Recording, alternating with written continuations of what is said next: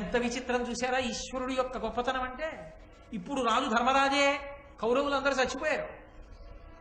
గాంధీవం పట్టుకున్న అర్జునుడు ఆయనకి తమ్ముడు, బ్రహ్మాండమైన గద పట్టుకు తిప్పుతూ ఉండేవాడు భీముడు ఆయనకి తమ్ముడు, సాక్షాత్తు కృష్ణ పరమాత్మ ఆయనకి చెలికాడు. 5గురు పాండవుల కొడుకులు ఒక్క రాత్రి చచ్చిపోయారు. ఆపద అన్న మాటకు అర్థం ఇదే. ఈశ్వరుడు ఇలా జరగాలనుకుంటే నీకు ఎన్నున్నా ఆగదురా, ఆపద కలుగుటకి విచిత్రమో అన్నాడు. మంచి మాట చెప్పగలిగినటువంటి పెద్దల దగ్గర ప్రయత్నపూర్వకంగా కూర్చోవడం అలవాటైతే నీకు మొట్టమొదటే వ్యాధి నిరోధక టీకా వేయించుకున్న వాడితో సమానం. ఎందుకని? పోలియో వచ్చాక పోలియోకి వైద్యం చేయించుకుంటే ఓ కాలు చచ్చుపడిపోతుంది. పోలియో రాకముందు పోలియో క్రిమిని శరీరంలోకి ఎక్కిస్తారు. పోలియో వ్యాధిని ఇవ్వగలిగిన క్రిమిని ఎక్కిస్తారు శరీరంలోకి.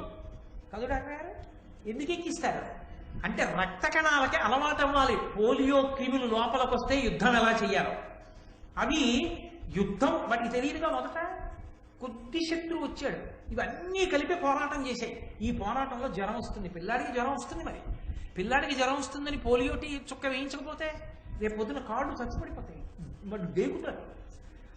ఇప్పుడు జ్వరం వచ్చింది, కానీ వాడికి పోలియో క్రిములను ఎదుర్కోవడం వచ్చేసింది కాబట్టి రేపు ఎప్పుడైనా వాడిలోకి పోలియో వ్యాధిని కల్పించగలిగినటువంటి సూక్ష్మాంగ జీవులు వెళ్ళిపోయినా వాడికి ఇక పోలియో రాదు.